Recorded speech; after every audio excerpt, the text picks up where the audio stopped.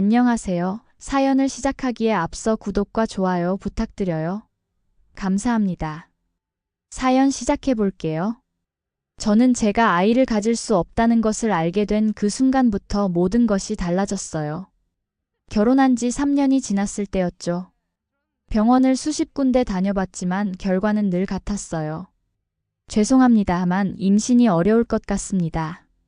처음에 남편은 괜찮다고 했어요. 아이가 없어도 우리는 행복할 수 있다고요. 하지만 시간이 지날수록 남편이 달라지는 것을 느꼈어요. 가족 모임에서 조카들이 뛰어노는 모습을 물끄러미 바라보던 그 눈빛을 잊을 수가 없네요.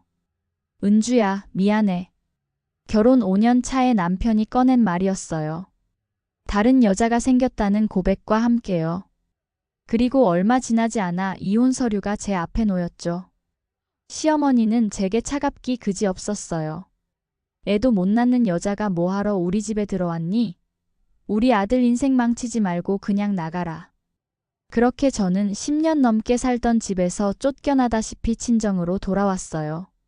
친정어머니는 겉으로는 저를 반겨주셨지만 눈빛에는 실망감이 가득했죠. 어머니의 목소리에는 늘 슬픔이 묻어 있었어요. 딸이 아이를 못 낳아 이혼당했다는 사실이 어머니께는 너무나 큰 상처였나 봐요. 매일 밤 어머니의 한숨 소리를 들으며 잠에 들곤 했죠. 그렇게 2년이 흘렀을 때였어요. 친구의 소개로 한 남자를 알게 되었어요. 정만수라는 남자였죠.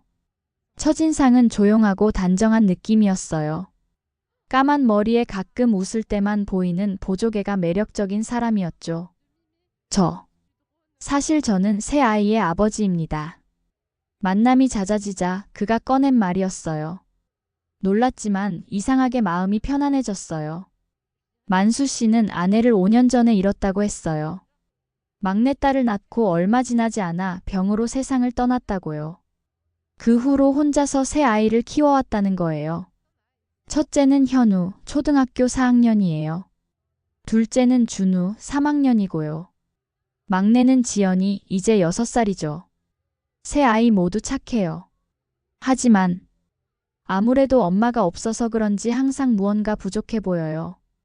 그의 이야기를 들으며 제 마음속에 작은 불씨가 피어오르는 것을 느꼈어요. 어쩌면 내가 그 아이들의 엄마가 될 수 있지 않을까? 우리는 만남을 이어갔고 서로에 대해 더 많이 알아갔어요. 만수 씨는 제가 아이를 가질 수 없다는 사실을 알고도 전혀 개의치 않았어요.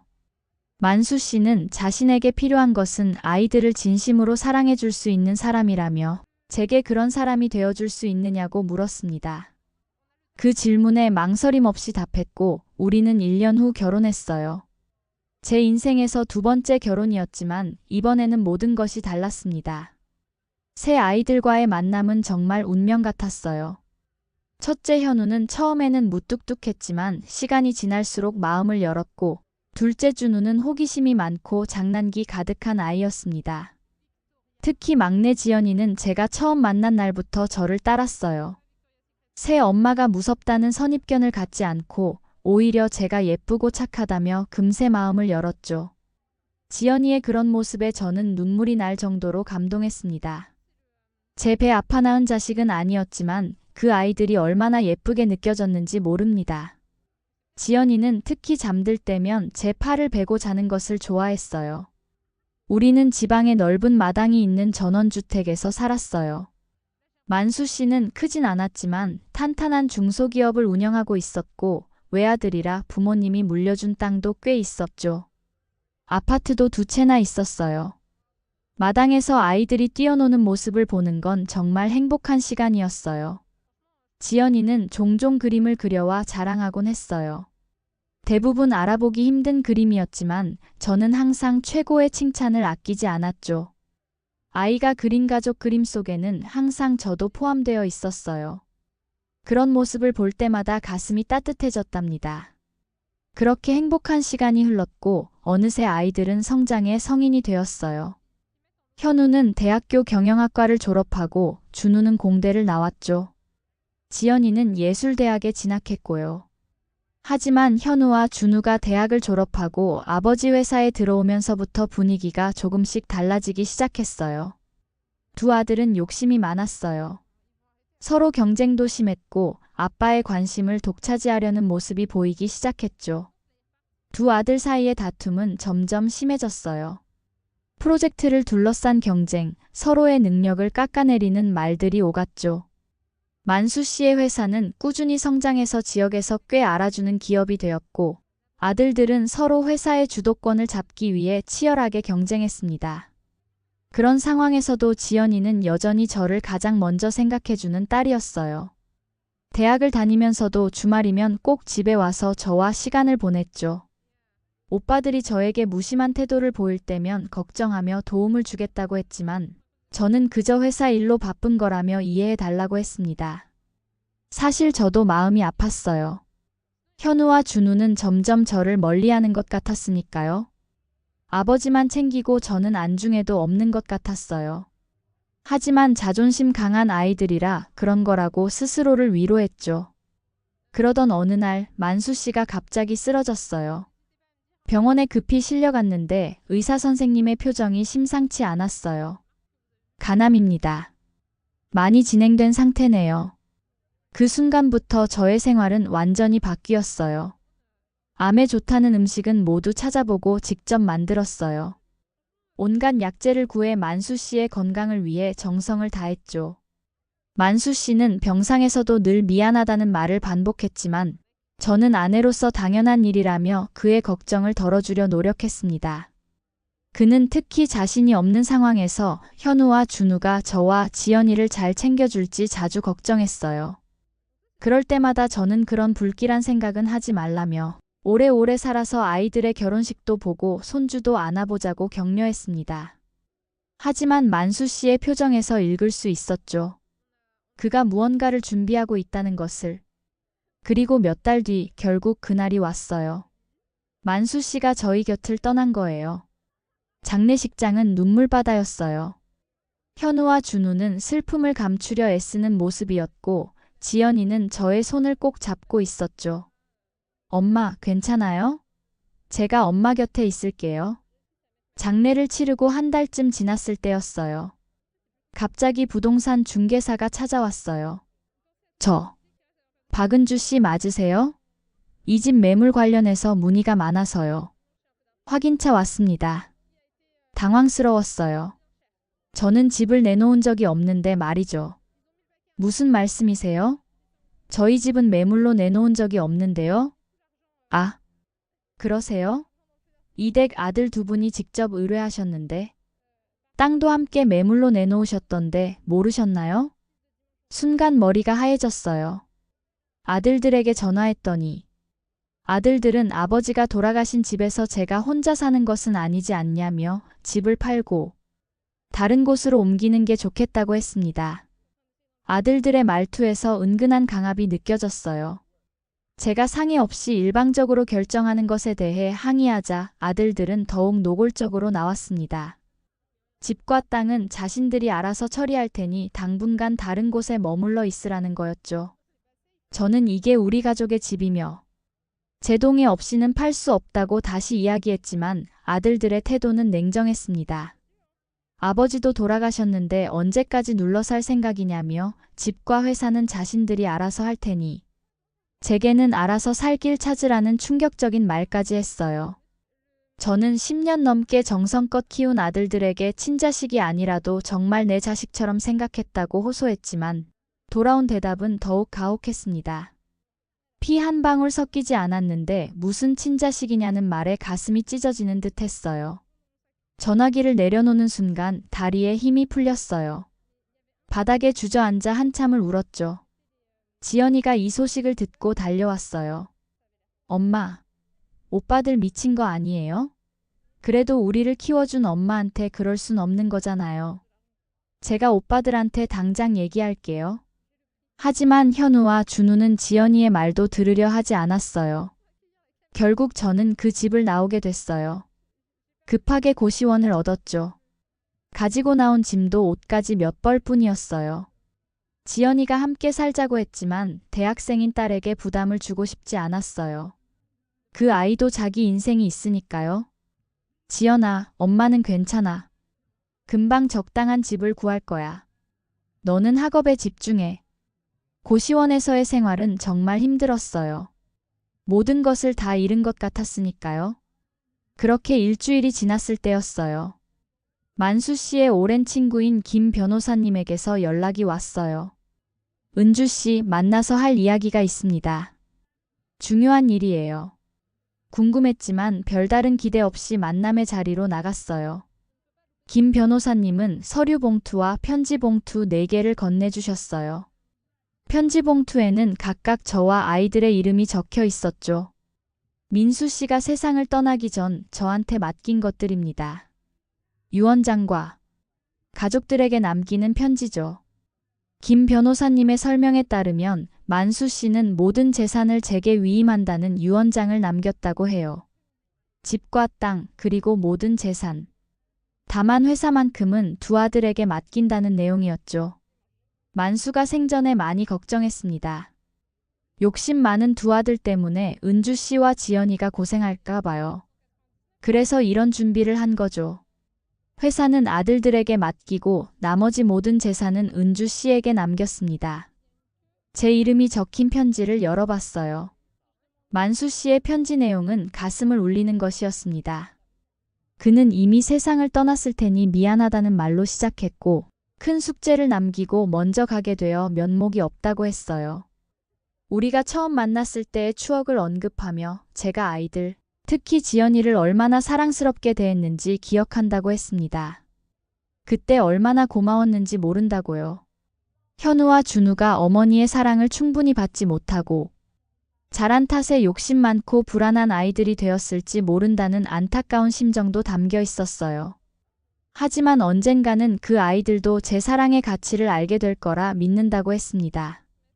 만수 씨는 자신의 모든 재산, 집, 땅을 저에게 남긴다고 했어요. 회사만큼은 아들들에게 맡긴다고 했습니다. 이제 제가 많은 것을 결정할 수 있으며 지연이를 잘 돌봐달라는 부탁도 했습니다. 그 아이는 저를 진심으로 엄마라고 생각하고 있다고요. 마지막으로 영원한 사랑을 약속하며 편지를 마무리했습니다. 편지를 읽는 동안 눈물이 멈추지 않았어요. 김 변호사님은 이어서 말씀하셨어요. 집과 땅을 아들들이 매물로 내놓았다고 들었는데 그들은 처분할 권한이 없습니다. 모든 것이 은주 씨 명의로 바뀌게 될 테니까요. 그 말을 듣고 어떤 기분이었는지 표현하기 어려워요. 슬픔과 안도감, 그리고 약간의 승리감이 뒤섞인 복잡한 감정이었죠. 일은 빠르게 진행됐어요. 저는 다시 짐을 싸서 만수 씨와 살던 집으로 돌아왔죠. 지연이에게 자초지종을 다 이야기했더니 울면서 말했어요. 역시 아빠는 다 생각이 있으셨어요. 정말 다행이에요, 엄마. 며칠 후 두 아들이 찾아왔습니다. 그런데 이번에는 분노와 오만함으로 가득 차 있었어요. 아버지 재산을 왜 당신이 받는 거예요? 당신은 우리 친엄마도 아니잖아요. 현우가 거친 목소리로 쏘아붙였습니다. 그래요, 이건 불공평해요. 우리가 아버지의 적법한 상속자라고요. 준우도 가세했습니다. 그들은 마치 제가 재산을 가로챈 사기꾼인 것처럼 대했어요. 변호사를 통해 유언장을 무효화할 수도 있다며 위협까지 했죠. 피 한 방울 섞이지 않은 남이 왜 우리 아버지 재산을 다 가져가는 건데요? 법적으로 따져보자고요. 저는 마음이 너무 아팠습니다. 나는 너희를 친자식이 아니라고 생각한 적이 단 한 번도 없어. 그런데 너희가 이렇게까지 하다니. 정말 사람 잘못 봤구나. 친자식? 웃기지 마세요. 우리가 어렸을 때 밥 몇 번 차려준 걸로 아버지 재산까지 다 가져가려고요? 현실적으로 생각하세요. 우리는 아버지의 피를 이은 자식이에요. 그 말에 저는 더 이상 참을 수 없었습니다. 좋아. 너희가 그렇게 생각한다면 이제 너희와 나는 남이다. 회사든 재산이든 너희가 가지고 싶은 대로 소송해. 난 너희와 더 이상 얘기하고 싶지 않구나. 아들들은 승리한 듯한 표정으로 떠났고 저는 깊은 상처와 함께 남겨졌어요. 하지만 법적 절차는 빠르게 진행되었고 만수 씨의 유언장은 확고했어요. 모든 재산, 집, 땅, 그리고 예금은 저의 것이 되었죠. 회사만 아들들에게 남겨졌어요. 아들들은 제가 재산을 차지한 것에 분노했지만 법적으로는 어찌할 수 없었어요. 저는 지연이와 만수 씨와 살던 집으로 돌아갔고 두 아들과는 완전히 연을 끊었습니다. 그들이 전화를 해도 받지 않았고 찾아와도 문을 열어주지 않았어요. 지연이만이 제 곁에 남아 저를 위로해 주었죠. 그렇게 1년 정도 지났을 때였어요. 예상치 못하게 두 아들이 다시 찾아왔습니다. 이번에는 완전히 달라진 모습이었어요. 눈에는 절박함이 가득했고 자세도 한없이 낮아져 있었습니다. 어머니. 현우가 떨리는 목소리로 불렀습니다. 남편이 떠나고 처음으로 어머니라고 부르는 목소리였어요. 무슨 일이지? 냉정하게 물었습니다. 회사가 망해가고 있어요. 준우가 고개를 숙인 채 말했습니다. 아들들의 이야기를 들어보니 회사가 심각한 재정 위기에 처했다고 했어요. 거래처들이 하나둘 떠나고 대출금 상환 기한은 다가오는데 자금이 바닥난 상태였습니다. 두 사람은 경영 경험이 부족했고 욕심만 앞서다 보니 회사를 이 지경까지 몰아넣은 거였죠. 제발 도와주세요. 아버지의 회사가 다른 사람 손에 넘어가게 생겼어요. 현우가 애원했습니다. 저는 냉정하게 말했어요. 내가 왜 도와줘야 하지? 난 피 한 방울 섞이지 않은 남이잖아. 너희가 그렇게 말했었지? 두 아들은 눈물을 흘리며 사과했습니다. 욕심에 눈이 멀어 어머니를 배신했다고 얼마나 어리석었는지 이제야 깨달았다고요. 이제 와서 그런 말이 무슨 소용이 있겠니? 너희가 나를 어떻게 대했는지 기억나? 결국 나를 고시원에서 살게 했던 거 기억나? 정말 죄송합니다. 우리가 잘못했어요. 준우가 흐느꼈습니다. 저는 천천히 일어나 금고에서 서류 한 묶음을 꺼냈어요. 그것은 만수 씨가 남긴 또 다른 유언장이었습니다. 너희 아버지는 이런 상황까지 예상하고 계셨어. 회사가 어려워지면 내가 결정할 수 있도록 회사의 일부 주식도 내게 맡기셨단다. 두 아들의 눈이 커졌습니다. 그래, 내가 원하면 지금 당장 너희를 회사에서 쫓아낼 수도 있어. 하지만 저는 서류를 내려놓았습니다. 난 그렇게 하지 않을 거야. 대신에 조건이 있어. 저는 아들들에게 냉정한 목소리로 조건을 제시했습니다. 첫째, 두 사람 모두 경영 교육을 받을 것. 둘째, 매주 일요일 저녁 식사는 반드시 이 집에서 함께 할 것. 이걸 지키면 내가 가진 주식은 지연이에게 줄 생각이야. 현우와 준우는 놀란 표정이었지만 곧 고개를 끄덕였습니다. 아들들은 주저없이 고개를 숙이고 눈물을 흘리며 진심 어린 사과를 했습니다. 저는 그제서야 마음이 조금 풀렸어요. 자, 이제 회사 문제를 해결해보자. 저는 만수 씨가 남긴 재산으로 회사의 급한 불을 끄고 제 명의로 된 땅 중 일부를 담보로 대출을 받아 급한 불을 껐어요. 하지만 쉽게 용서하지는 않았어요. 아들들이 진정으로 변화할 때까지 매주 진행 상황을 보고받았고 중요한 경영 결정에도 참여했죠. 지연이는 그런 저를 보며 미소 지었습니다. 시간이 지나면서 회사는 다시 안정을 찾았고 아들들은 진정으로 변화했습니다. 더 이상 저를 피 한 방울 섞이지 않은 남으로 대하지 않았어요. 그날 이후로 우리 가족은 다시 하나가 되어가기 시작했습니다. 하지만 이전과는 달랐어요. 이제는 제가 확실한 주도권을 쥐고 있었고 아들들은 그것을 인정했습니다. 지연이는 대학을 졸업하고 회사의 디자인 부서를 맡게 되었고 회사는 지연이의 신선한 아이디어로 더욱 발전했죠. 가장 기뻤던 순간은 현우가 첫 아이를 얻었을 때였어요. 현우는 아기를 제게 안겨주며 말했습니다. 어머니, 그동안 죄송했어요. 그 순간 저는 만수 씨가 천국에서 미소 짓고 있을 거라고 생각했어요. 피로 맺어진 가족도 있지만 사랑과 상처, 그리고 용서로 맺어진 가족도 있다는 것. 제가 깨달은 가장 소중한 진리예요. 그리고 때로는 냉정한 교훈이 진정한 사랑의 시작이 될 수도 있다는 것도요. 오늘도 저는 엄마라는 이름으로 살아갑니다. 이제는 그 어떤 이름보다 단단하고 강인한 이름이 되었죠. 제 긴 이야기를 끝까지 들어주셔서 감사합니다. 구독과 좋아요, 알림 설정까지 잊지 마세요.